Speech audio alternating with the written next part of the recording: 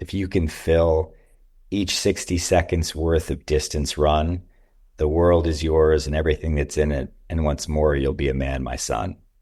An idea that just grab life, time, we don't know how much we have.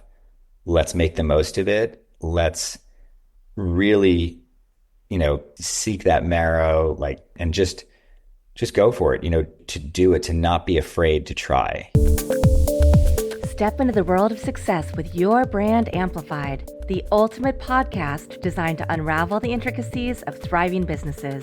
I'm your host, Annika Jackson, and I'm on a mission to uncover the stories, strategies, and secrets that have propelled entrepreneurs and business leaders to success. I am thrilled to have Kirk Spahn on the show today. Full transparency, Kirk is the founder of the nonprofit foundation that I work for as head of philanthropy, the ICL Foundation, and also founder of the ICL Academy, an online private school that works with really passionate youth to help them achieve their goals in their sport, their activity, but also be good citizens of the world, right? And excel in school. So Kirk, thank you for being here today. I appreciate it, Annika. Always great to spend time with you in every capacity. Likewise. I'd love to hear, because you are a private school legacy, did you always know that you wanted to participate in helping shape education? The answer is absolutely not. It was, in fact, one of those stories where you live most of your childhood or life thinking, I can't wait to do something completely off the reserve. I was inspired by so many different paths, so many different people. I think that at the same time, coming from a family that was immersed in it, there was an osmosis factor that, you get a core set of values, beliefs, a system that you are trained in. And I come from a family from my grandparents, always education, but it was always entrepreneurship, athletics, service leadership, academics, and in no particular order. And the feeling of osmosis is that discussions were had about building a school, what's going on in education, what's going on in the world, what are global issues, how do you take macro and make them micro? So this sort of thought process and think tank going on in our family was always about that. But the reality was that it was never a path that I said. And to this day, I still, again, Dr. Spahn is my grandfather, Mr. Spahn is my father, Chancellor Spahn, so that's always been something where, we have a mantra at ICL and which is respect tradition, embrace tomorrow. And I think that really sums up a lot of the journey, which is being incredibly passionate about something to find on your own, but that then comes full circle. So I admire, respect the tradition of education and being educational. My father used to say edupreneurial, and that's not even a real word, I don't think, but like the concept is really there, which is, how can you respect everything that sports gives you, education gives you, service leadership, but embrace tomorrow. And I was the first in my family to deal with the internet and, the ability to scale, the ability to reach vast more people. My grandfather started in New York City and branched out because he believed the kids needed to go beyond a city environment to learn. So he went into summer camps, in the States away. So you go from sort of one spot, it opens up. My father, who got his PhD at Oxford, said, I love England. There's so many connections, and actually opened a school in London. So he had this New York, London. And then I came in, and now it's like, well, now the world is interconnected. So to answer your original question was that no, it was not planned, but I was prepared. They always say success is luck and preparedness. And I think that when I did find the passion and the purpose to know what I wanted to do, I had the background. I had been building that skill set over decades. And that's why we were able to create sort of a movement, a groundswell at the right time. Yeah. Well, let's talk about that, because you started, of course, with a foundation and you wanted to revitalize and engage with students in a different way. So, what was that experience like? What was the impetus behind the foundation and putting together the kind of programming you did at that time? Yeah, the background of the foundation over 2 decades ago, the world was in a lot of flux, not dissimilar to what it was today. The tragedy of September 11th happened, and the world was getting closed off. And I felt that a lot of the world was talking about separation. How are we different? How, them, us, we, what it was. And I said, what brings youth together is humanity and joint passions. So I was able to, through a sport, I pursued a passion for tennis. I worked in music. I had been involved in entertainment, and I saw the power of sort of the superhero role models, the athletes, like what connected people. And my personal journey was that the sport of tennis brought me all over the world. So I was able to see and live in cultures like India, the Middle East, from a human element as a passionate tennis player, someone that loved similar music. So I was able to build bridges and saw how building bridges amongst things that youth and people are passionate about, it sort of supersedes what they may have not in common. So for me, I've sort of lived life that in a bit like a Peter Pan scenario, which is if you can see the world through a child's eyes and have joy and be joy driven, but also take into account that, experiential learning is so important. And the foundation, the ICL Foundation, was really about how do you give youth a voice for change? And how can you have these global icons that people have posters on their wall, have them come in and actually mentor kids and talk about what their journeys are? Because once you inspire kids, and it really started with a mantra of inspire, educate, take action to have the most impact. And that cycle that originally 20 years ago was if you inspire someone, well, who inspires you? And different people could be a basketball player, it could be a politician, it could be a musician. But if you have a direct connection somehow with that person that inspires you, it just motivates you beyond belief. And then all you want to do is have an impact. I want to take action. I'm so excited to take action, but there's a missing component. You need to be prepared to take action. You need to be educated. You need to know how you can make an impact.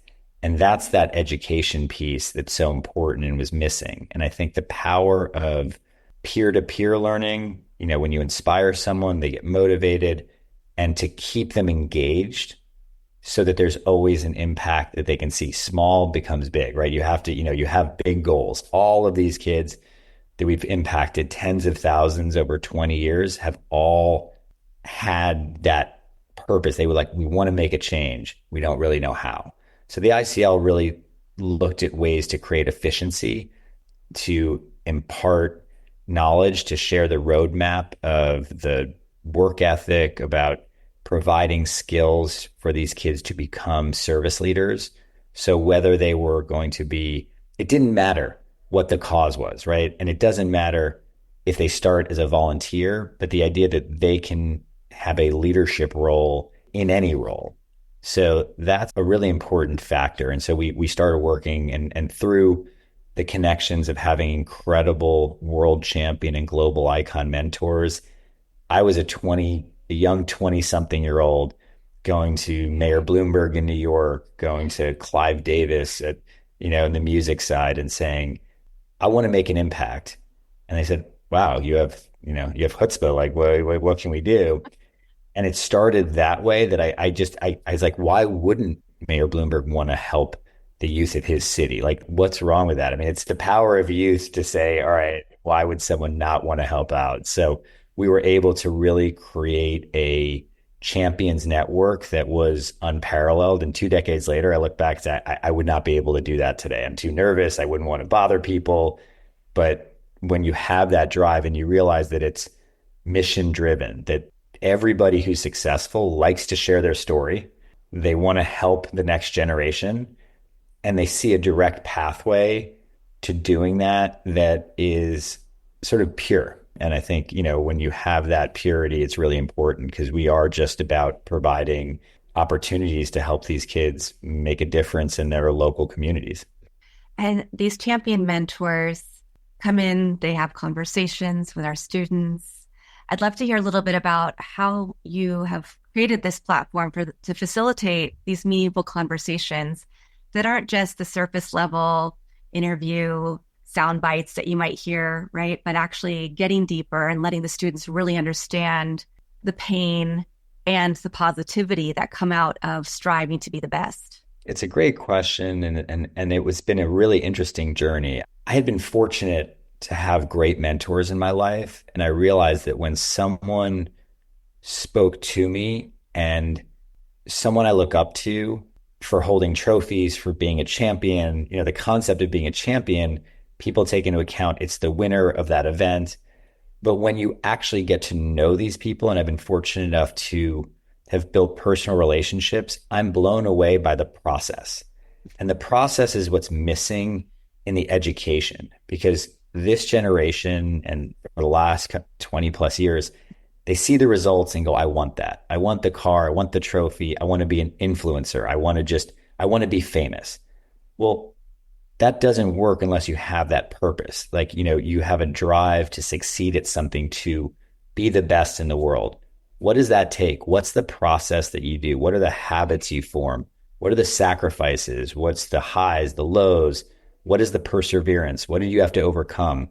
And when people open up about that, that's when things really start to move the needle, when you can turn and flip a switch in kids and go, oh, like he didn't just have that shot. He couldn't just do that. That was thousands of hours of work the right way, right? The way that, the mindset. And today we're talking about growth mindset and social emotional learning and the importance of mental and emotional as well as physical training. But 20 years ago, that wasn't it. You didn't know. You just, you'd see Michael Jordan do things and go, wow, I want to be like Mike. Well, if you broke that down, it was a great tagline. And so is Nike, just do it. But what do you have to do to be like Mike? And now, years later, you look at Michael Jordan, shot more free throws. I remember a great story that Michael Jordan told after he won his second championship, and he was crying and he was holding his trophy. And the announcer came and said, why are you crying? What do you keep saying the word, my prom, my prom? And people didn't understand what that was. And he said, when everyone at my school was at their senior prom, I was in the gym shooting 2,000 free throws. And this is why. So like stories like that just stick with you, and you realize that there's only one way to make it. And if you can do it the right way, but you can think about others and you can think about teamwork, about what your super purpose is. Because at the end of the day, these athletes, even when they win, they talk, you're a gold medalist, you're number one, but they say that wasn't what was fulfilling. It's the journey, and then it's what the super purpose was, that maybe I'm here to do more. And that's what the ICL, foundation, we break down, the foundation is the Institute for Civic Leadership. And it's a crusty word that's not used a lot, civic leadership. But when you break it down, it's what it's all about. It's building community. And civic leadership means like, I want to be a beneficial part of my community through my individual actions that then partake into the larger group. And the ICL Academy, the school, is the Institute for Champions and Leaders. And building champions and a leader doesn't need to be the number one, the person that's always up front, because a champion of a cause is something that you believe in and you can gather people, you can communicate efficiently, you have a sense of purpose, and you're willing to work with others and help guide them. And that's the leadership. You can be a champion and a leader as two different elements, but not the way that we necessarily think of, a champion or a leader. And I think that's really important because it goes back to civic leadership.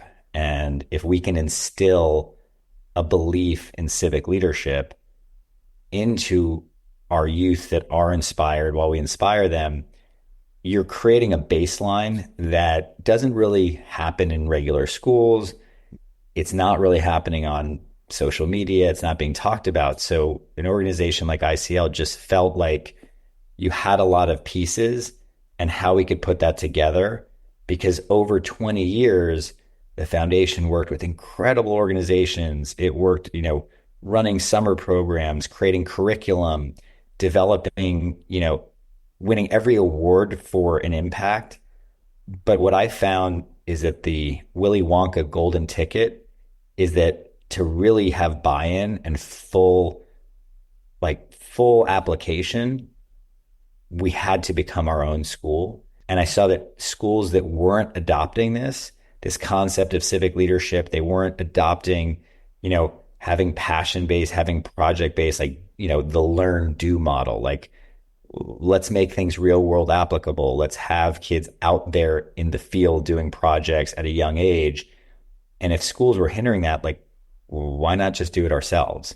So we had this incredible amount of data, research, impact from the foundation, coupled with I had a background in academics, and how could you weave the academic journey with your sports, your social philanthropy, like your purpose, because that's a real education, right? Education that we see is not from the hours of 8:30 to 3:30 in a 5-day week in four walls, it's all the time. And so building those connecting pieces between what people are passionate about, what their studies are, and you link those together and you create something really magical that seems very obvious to people. They go, yeah, that makes sense. But is it really happening? And I found it wasn't happening in schools. And I would read articles. What does a school of tomorrow look like, years away? And I was like, why does it have to be years away? Let's use Nike. Let's just do it.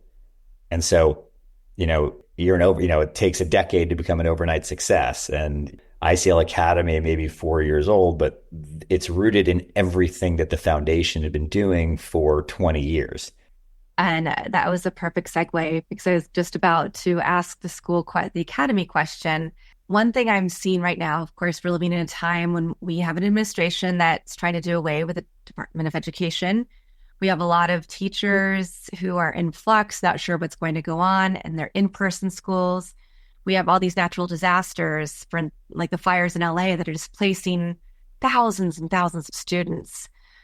Where do you see ICL Academy and the foundation, which gives a lot of scholarship to the students at the academy, playing a role in the future? I mean, you've already brought the future state, right? I mean, you've proven the model. It's a top 5 online private school. It does a lot of things differently than the online private schools and the in-person private schools that exist.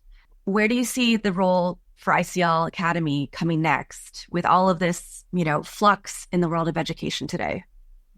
The world is in flux in a way that we haven't seen it before.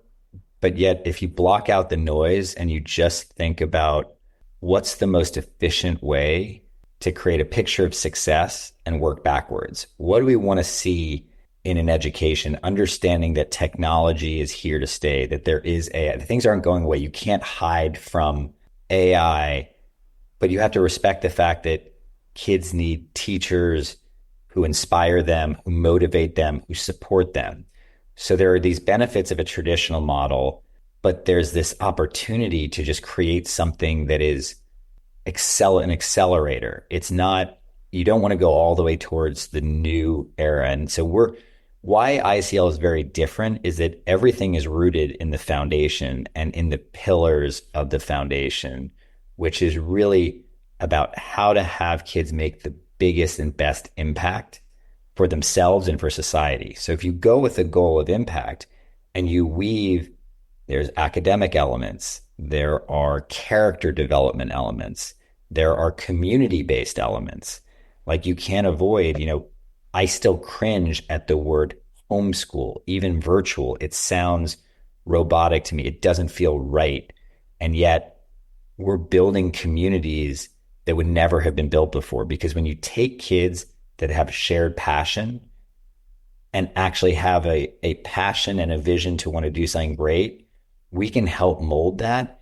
Whether you're a tennis player, a guitar player, if you have purpose and passion, we can help build the right process. Because while no two journeys are the same, and I'll be very clear that what's exciting about the next step is that what we have in front of us with technology allows actually for a more personalized and customized education for each individual that doesn't need to be isolating.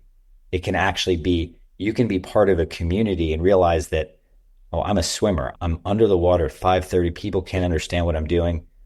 Oh, wait, I'm in class with a dancer who does that, with a skier. I'm talking to someone who's fighting for social justice and dedicated. Wow, they think like me. So you're creating a community that, yes, it's easy to link hundreds of tennis players together from 30 countries that we have currently, and they have a shared passion. But it's really when you start to peel the onion and you put them on projects together and they learn about each other's cultures, their learning styles and habits. Because again, while they're so many similarities, each journey is the same, but it's different, if that makes sense. Like you put the pieces together that you really can show greatness, where educators have become, instead of the sage on the stage, they've become a guide on the side. They've become mentors. They've become people that can inspire and support and be a cheerleader, be pulling someone forward. I can help you to understand that, but I can also get behind you to push you. So, and that can be done in a virtual setting. And that's what blows my mind. I do and will say that I believe the future of education is hybrid. I think the traditional school model is antiquated. I'm actually still a big lover and believer of liberal arts education. Yet I also, in the same breath, say that practical education, mentorship, apprenticeship needs to be brought to the forefront. And I think that while we're seeing this combination in the US of business and government trying to come together for efficiency, I also see business and industry and education coming together to be able to prepare the next generation to have the jobs of the future, to excel, because it's scary that machine learning is unbelievable. But what machine learning will not be able to do is to have the communication skills, the ability to have the entrepreneurial spirit. It's not going to be creating. So if we can create a generation of creators that can help guide the artificial intelligence to take away busy work, to make things faster. I mean, everything is happening so fast, and yet the school day is still from 8:30 to 3:30. And when you do the data, the amount of actual learning that gets done is kind of abysmal. We can create efficiency and kind of utilize everything around us to build community as well. Yeah. I know I've told you this before, but I wish I'd known about ICL for my daughter, because she doesn't get all the classes that she wants that are in her interest area, just because of the way the school day is structured and when classes are offered and how many students. She goes to a great public school, Costa in Manhattan Beach, but it's still overcrowded, right? And they're still not able to get the full breadth and depth of the education they could have if it was more personalized. And I love hearing from the teachers, hearing from the students, from the faculty, the experience that they're having in a virtual setting, but still feeling hyper connected. It's unlike anything I've seen. Yeah, the touch points are there outside. I mean, I think creating the, house system where, teamwork is important, even if you're virtual. Someone said to me, I'm doing a project with this incredible girl in Saudi Arabia, or, I'm with someone across the country, and making those connections for this generation, they can build what we had in a small way. When you meet someone that doesn't go to your school, like I had friends that went to a school across town. I learned a lot from them. The world is now open because of this virtual, where I can be learning about a teenager in Saudi Arabia, where the headlines of the papers may be misleading, but I'm actually talking to someone like we're talking right now, but she's living in Riyadh and like as a 15-year-old athlete. And you're like, wait, let's talk about it. I'm in New York City or I'm in California. I mean, this never could happen. This is what's so incredible. And I don't think it's really been harnessed yet, what that power can look like, because the perception, and even my perception in a way, like right away, is sort of isolation. But these are digital natives who actually build real relationships online that then you coalesce that into physical meetups. But it doesn't have to be 5 days a week. And we as adults realize that because we have friends from college that we can go see once a year, once every 3 years, but it's like you never left. So if we can create that you don't have to be in the bell period to see each other. You're not friends if you're not there. You're out of class on Wednesday. Well, we're not friends anymore. I mean, so how we build that community both digitally and then back that up with physical meetups, I think through project-based learning, through meeting up with your passion about, right? I don't know anyone that says I met my best friend doing algebra.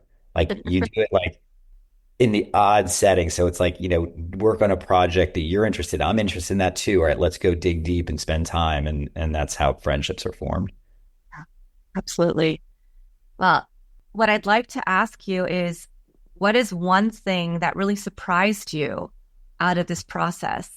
Something that you didn't realize was going to happen or a source of inspiration or I really never thought a school like if it goes back to the first question, like a total callback. I mean, I never thought that when I was so inspired in 2001 to make a difference. And all I was thinking about was, wow, I have these connections. I've been around these incredibly inspiring global icons, world leaders. Everyone looks to them, whether it's TV, film, sports, but I had a chance to get to know them backstage or in a practice session on the practice field. I'm like, that's what makes them great. It's really like what everyone sees is here, and that is greatness, but it's the process. How can we get kids to do that? So I'm like a conference. So I guess the full circle that shocked me was, you know, going from starting a one-time Dare to Dream conference on Martin Luther King Day of January 17th, 2002, to be here over 20 years later with a full-blown school affecting people globally is and just growing, right? They talk about, an attributable target market in a business term, like where you can go. Like this is game changing. This is what the future of education is. And it's not saying it all has to be ICL, but ICL is leading the way because we are not hindered by government constraints. Like being an independent private school gives you the flexibility to be like a Linux system. I'll try it. I don't have to be told what to do. My only boss at the moment is NCAA regulations to make sure our students, fit into, which by the way is changing every day of what the requirements are. But as long as we are, within these boundaries. And so what surprised me was just the extent, the massive scale that this can go and become. So coming from a conference where we filled up an auditorium, had spillover, and I think it was 600 or 700 people. And I was like, whoa, coming out, these kids on our day off, to now be like having impacted tens of thousands of students and the opportunity to do so much more and to really be a game changer in education. I guess to answer your direct question, what shocked me was, why has this not been done before? I don't feel like this is so innovative. It seems like everyone nods their head. We've all read it. Like the future will look like this. Well, why aren't schools doing that? And then you realize because they're mired in a lot of bureaucracy, there are physical constraints, there's local, there's monetary, everything comes back around to the why not? Why not to do it? And when I spent time in Silicon Valley, what I really noticed was all these game changing ideas that come out that if you go back 10 or 15 years that said, we'd have self-driving cars, we'd do all this. It could only come out of an area like Silicon Valley because the why not do it is actually a why not.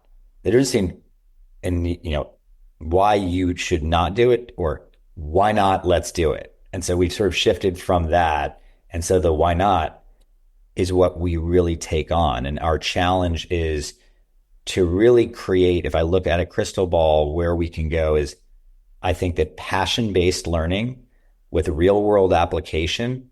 So if you go from engagement, because you have to engage kids, you can't tell someone that loves football, like to be excited about a chemistry thing. But if you relate the two and you engage it and you talk about the physics of the field and what the sports are, you've now sparked something incredible. But now you take that spark and you make it into a flame, and that becomes what the journey is, because you have to be inspired.